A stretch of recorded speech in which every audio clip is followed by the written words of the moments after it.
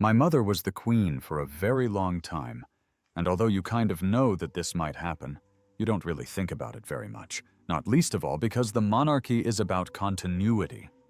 Royal blood does not guarantee peace. When it comes to matters of fortune, even family ties can feel like shackles. Throughout her life, Her Majesty the Queen, my beloved mother, was an inspiration, an example to me and to all my family, and we owe her the most heartfelt debt any family could owe to their mother. And true intentions are revealed. In Buckingham Palace, Queen Camilla had made a shocking move to disrupt centuries of royal tradition. She wants her daughter to have a share of King Charles' private fortune. But the king's sister Anne and the ever-graceful Catherine stand firmly in the way. So do Camilla's children stand a chance to inherit anything? And how far will Camilla go for her daughter's inheritance? Join us as we unveil how Camilla fights for her daughter's inheritance. The royal inheritance. Inheritance can be a tricky subject, particularly because it involves all the emotions that come with a death in the family, dealing with inheritance tax and splitting what is left among multiple family members if the dearly departed's will is unclear. But as complicated as they are for regular people, inheritance among the British royal family can be mysterious due to monarchs' wills being sealed for decades after their death. When Queen Elizabeth II passed her eldest son, the now King Charles III inherited more than just the crown. The exact value of how much Charles inherited is unclear, but at least one of the assets he was given is the Queen's private estate, the Duchy of Lancaster, which is valued at more than 650 million euros. But the king has reportedly stirred up some resentment among his younger siblings. The Duke of York, the Princess Royal, and the Duke of Edinburgh over their late mother's inheritance. Prince Andrew in particular is said to be in despair that Charles has not shared out the late Queen's inheritance. As a non-working royal, he does not receive handouts from the sovereign grant to cover costs, unlike Princess Anne and Prince Edward. On an autumn afternoon at Highgrove, King Charles was as usual buried in paperwork that no one outside the inner circle ever sees. But Camilla was there after all. She's part of the inner circle too. It was obvious that even though she maintained her usual poise, there was something else. Rumors have been flying around that the Queen Consort has been mulling over Charles's personal estate, not the kind of assets that are tied to the crown. These are Charles's individual properties, but they still carry the weight of centuries. We're talking about art collections, properties tucked away in the countryside, and jewels passed down through generations. And then, in a moment that most likely caught Charles off guard, and would have shocked anyone who was there too, Camilla floated an idea. A very unexpected idea. Not only was it something personal, but it was also directed at her own offspring. Her idea was fairly simple, at least on paper. She wanted the king to redirect a portion of his inheritance toward her own daughter, Laura Lopes. Instead of letting it follow the traditional route to William, she knew that once William secured the estates, they would automatically flow to his wife, Catherine, the Princess of Wales. Laura, you see, has always been Camilla's anchor. The one who stayed out of the spotlight while her mother navigated the brutal early days of scandal and scrutiny. Laura's life is quieter, more grounded with her art dealings and family in the Cotswolds. But in Camilla's eyes, she's extremely loyal. Why not reward that loyalty with something tangible? Sounds reasonable, right? But a bequest that skips the rigid lines of succession just to honor the blended family that Charles and Camilla have built over decades is not something so simple. A thought like that seems like what makes sense in a modern monarchy. Or at least that's how Camilla painted it. She made it look like a gesture of unity, but in reality, it was most likely a way to weave her side of the family deeper into royalty, although without upending the throne itself. Inside the palace, Charles listened to Camilla, as he always does. He knows Catherine is not just his daughter-in-law. She's basically the linchpin of the future. Everyone knows Kate is the one carrying the weight of public adoration and the subtle art of keeping the institution afloat. If Charles handed over assets meant for her line to someone else, it would definitely create a ripple that would touch William the grandchildren. In fact, the very idea of continuity that the royals cling to would be grossly affected.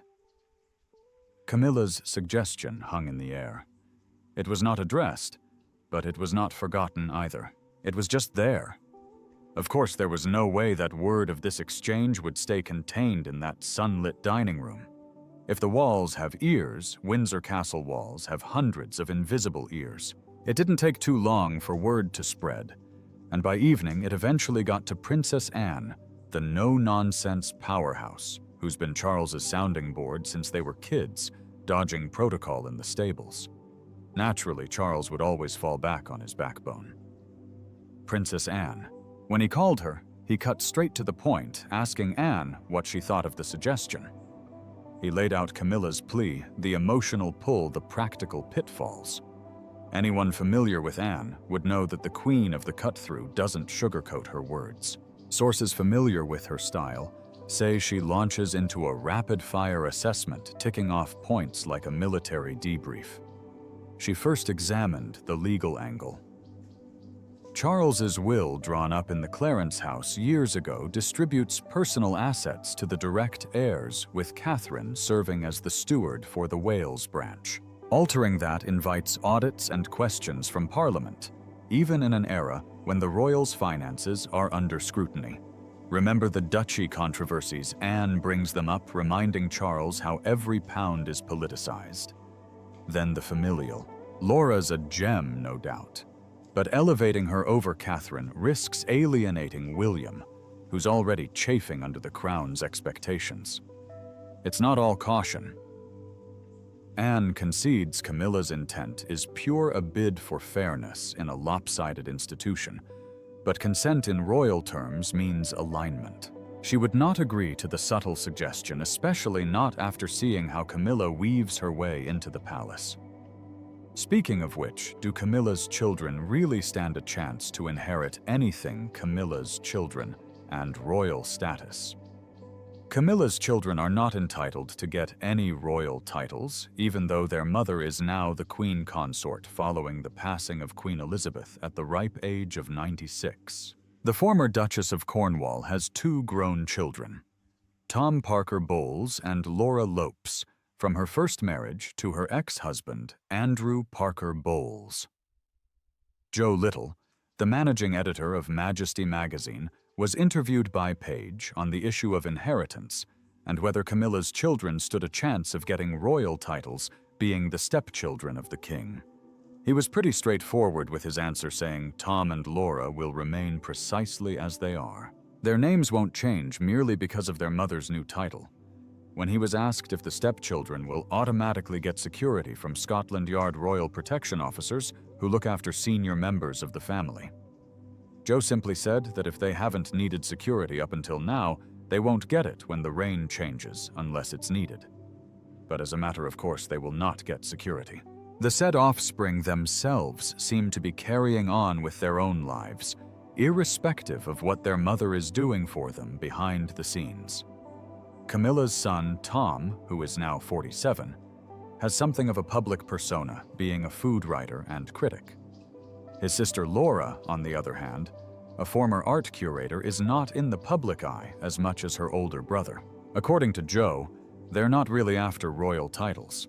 They are both relatively low-key, considering their connections, and that's how they like it. They value their privacy. They would normally be very much in the background. However, the fact that the siblings are both low-key doesn't mean they're entirely holed up. They were both at Windsor Castle, along with their own children in June 2022, to watch their mother be installed as a royal lady of the Order of the Garter, an appointment made by her late mother-in-law, Queen Elizabeth. They also attended the Platinum Jubilee celebrations later that summer in London. Aside from that, Tom and Laura also attended their mother's coronation, and inevitably there was huge media scrutiny returning to them at that point. From then, a lot of things changed, And one of the downsides was that the newspapers took more interest in them. So is there a way for them to get any titles? Well, the only time Tom and Laura would be given any official title or distinction is if they are nominated for one, due to good works. And so far, there hasn't been any such nomination or recognition.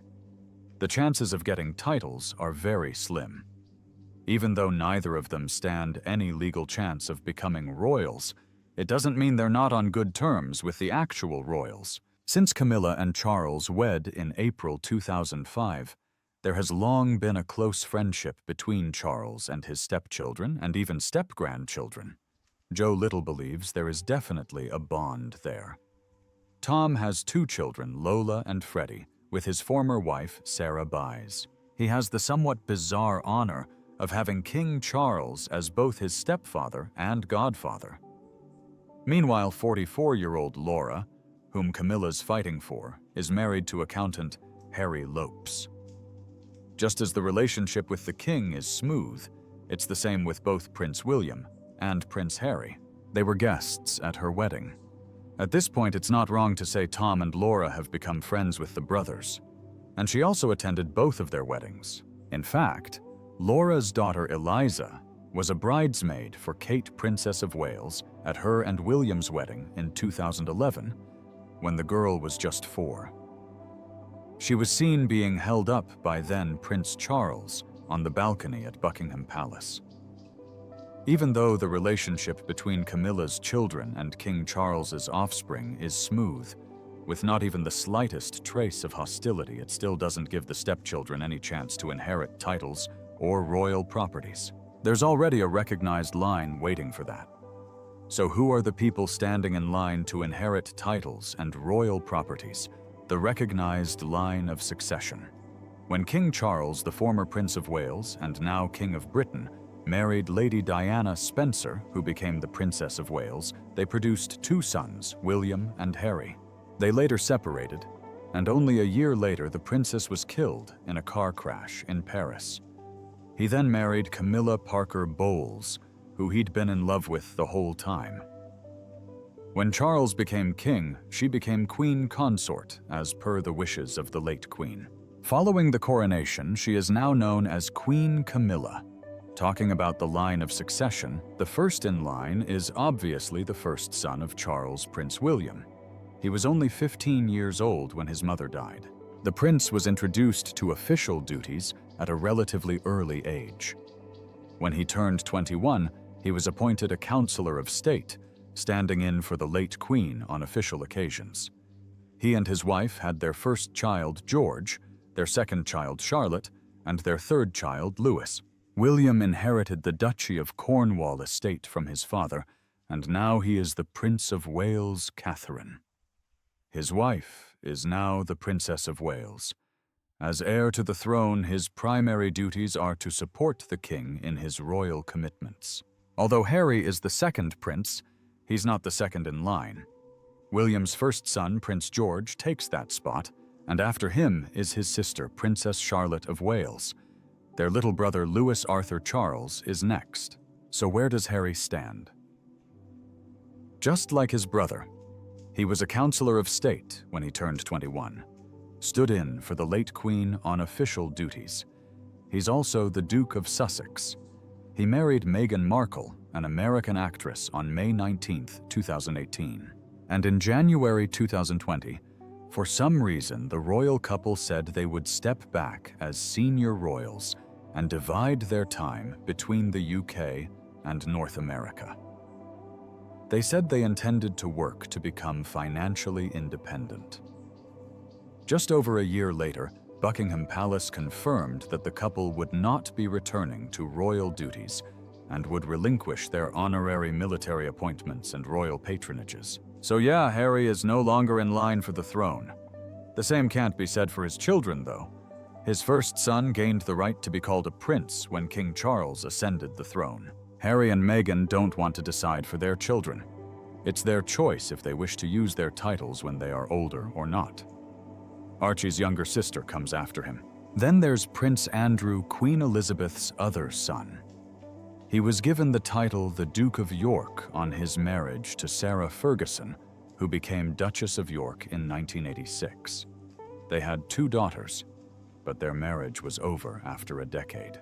Prince Andrew stepped away from royal duties in 2019 after an interview with the BBC about his relationship with U.S. financier Jeffrey Epstein, who killed himself while awaiting trial on sex trafficking and conspiracy charges.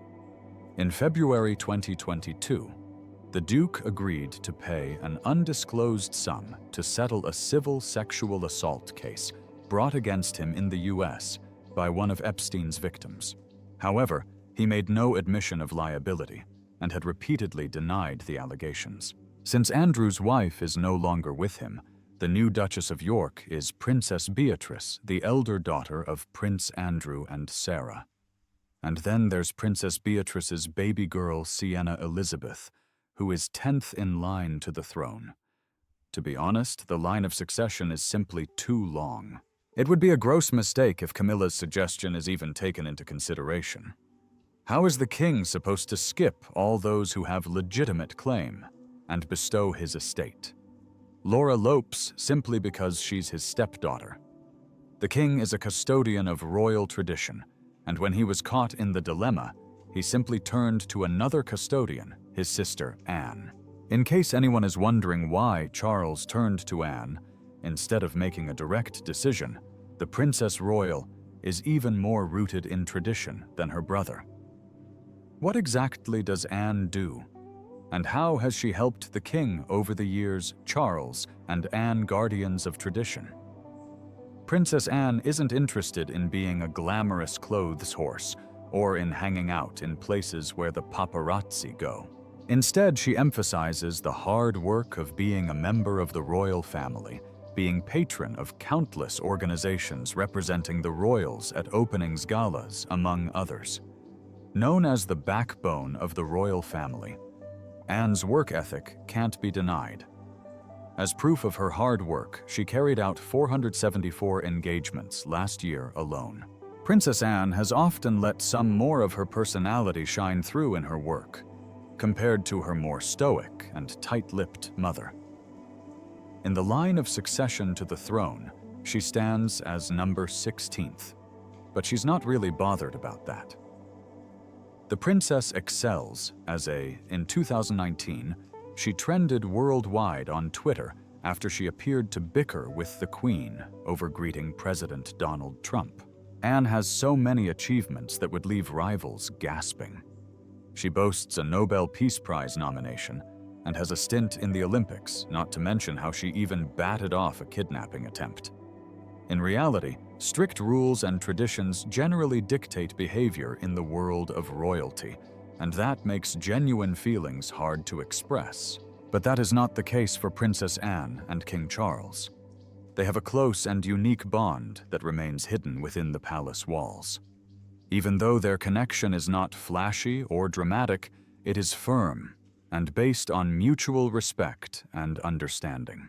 Princess Anne and King Charles had the typical royal upbringing. Born to Queen Elizabeth II and Prince Philip, they grew up surrounded by responsibilities and public scrutiny. Before they became known as members of the royal family, they were simply Charles and Anne siblings who grew up together in Buckingham Palace. With only a 2-year age gap, they were very close to each other from the very beginning, spending a lot of time together when they were young. They played learned and dealt with the pressure that comes with being born to a monarch. When parents are too busy, the children usually take the brunt of it. But in their case, since their parents were busy with royal duties, Charles and Anne leaned on each other for support and friendship. As they grew, it became evident that Charles, the oldest sibling, was reserved, contemplative, and somewhat hesitant. Anne, on the other hand, was a completely opposite version, lively, daring, and courageous. Despite their contrasting personalities, they complemented each other well, and perhaps that's why they are so close. Anne encouraged Charles to be more outgoing, while Charles provided a sense of stability for Anne. Rather than driving them apart, their differences strengthened their bond. Unlike many siblings who drift apart as they get older, Charles and Anne remained close, and their connection became even stronger as they age. They stood by each other through all the ups and downs of life. When Charles went off to boarding school, Anne felt a deep longing, and when Anne excelled in equestrian sports and became a top athlete, Charles rooted for her enthusiastically. They never tried to outdo each other. They went their own ways and supported each other's decisions. As they settled into their royal duties, they frequently worked together, standing by each other at royal functions, formal visits, and even in private. Anne was consistently reliable. She understood the importance of royal responsibilities and fulfilled them with poise and resilience. Charles relied on her during stressful moments. She didn't have to say a lot, simply being present was enough. One thing worth noting is that Princess Anne has never spoken negatively about her brother, not even in difficult times. From behind closed doors and in public, she has always supported and respected him, and King Charles trusts her, because why not? He knows she is truthful, devoted, and resilient. He feels at ease when she is around, and that's why he didn't hesitate to call her when Camilla made her suggestion. As the new King Charles needed someone he could rely on completely, and Anne filled that role. She did not try to be the center of attention. She did not desire fame. She only wanted to do her job well and serve her country. Her modesty and strong loyalty earned her a place as one of Charles' most trusted companions, while others left. Anne remained always prioritizing duty. Princess Anne was far from popular with some for many years. She is her father's daughter and is no nonsense blunt and doesn't pander to the press. She chose to save the children, and today she is a hugely respected royal. Princess Anne is also quite remote, says what she thinks is very blunt and haughty, and that's just the way the British like their royals. They've already been conditioned and raised to look up to them as supreme beings, so they like it when the royals act the part. But at the same time, they want to think royals have empathy. So there are lots of photo ops for Anne with her various charities to exude compassion to the distressed, and in royal speak that is working her butt off. Today she is recognized for her dedication, hard work, loyalty, and uncomplicated approach to her engagements. It doesn't matter where she is in the line of succession. She is a working royal who can be depended upon. Having her around was bought to help Charles make up his mind about Camilla's proposal. He would not break the royal tradition of succession simply because he was conflicted between his role as king and his duties as a husband. He didn't make his decision in a rush after all. Charles is known to be someone who takes his time in making important decisions. His properties will pass as they ought to his son and heir William, and by extension to Catherine, the future queen consort. However, it should be noted that Catherine, though not yet queen, already has an inheritance she got from Queen Elizabeth II. Her inheritance caused quite a stir. What did she get from Queen Elizabeth Catherine's inheritance? At first, it was mere speculation. Then it became fact. The moment it was confirmed that Kate Middleton received an inheritance from Queen Elizabeth II after her passing, a huge commotion arose on the online space. As mentioned earlier, initially after the passing of Queen Elizabeth, it was her son, now King Charles III, who received the majority of her inheritance, a personal estate estimated at about 650 million euros. Meanwhile, the monarch's inheritance includes, in addition to the jewelry, the Sandringham and Balmoral castles' artworks, a mare, and a large part of her personal wardrobe. These are pieces of incalculable value, both historical and economic. But what about her personal jewelry? They had yet to determine of those. Ordinarily, the women of the royal family were the main recipients of this part of Elizabeth's inheritance. And without much surprise, the pieces are currently at the disposal of both the Queen Consort and Kate Middleton. The majority of the jewelry that Elizabeth wore at official events during her reign was part of the crown's heritage and has been passed down from generation to generation. This is why both Queen Camilla and Kate Middleton can now use them. However, in addition to the jewelry belonging to the crown, the monarch also had a private collection that was no less valuable. It was a personal jewelry box composed of about 200 pieces that she could freely distribute among her family members. This exclusive collection is simply mind-blowing. It included 98 brooches, 34 pairs of earrings, 14 watches, 46 necklaces, 15 rings, and 5 pendants with an estimated value of several hundred million euros. Of course, being the Queen Consort, Camilla was the first to have access to Elizabeth's personal jewelry, and no one is surprised that she was able to select the most valuable pieces. Over time, it has become evident that among her favorites are those belonging to the Greville legacy. Her inheritance includes more than a dozen tiaras with diamonds and emeralds, as well as diamond ruby and emerald necklaces, earrings, and Devant corsage brooches. Among the pieces Camilla has worn the most are the Greville necklace and the Greville tiara. But don't forget about Kate. After Camilla did her thing, Kate Middleton also received some of the most significant pieces from the late Queen's personal jewelry box. In total, Kate Middleton would have inherited 10 pieces, whose value is estimated at 81 million euros, making her the main beneficiary. Among the pieces, the Hyderabad necklace stands out, considered the most expensive jewel. This piece, one of the monarch's favorites, was a wedding gift in 1947 from the Nizam of Hyderabad. The necklace that now belongs to Kate Middleton was created by the Cartier firm in 1935 and is adorned with more than 50 large diamonds arranged in various floral designs. But that's not all. Another valuable piece that Kate Middleton has inherited is the George V festoon necklace. The Princess of Wales wore it in the official photographs taken after the coronation of Charles III. This piece is made up of 3 strands of diamonds and is estimated to be worth 2.8 million euros. Additionally, among the other notable jewels are leaf-shaped earrings and a matching brooch valued at about 45,000 euros. So even without talking about the inheritance that'll flow from King Charles, Catherine has already stamped her place in the royal family.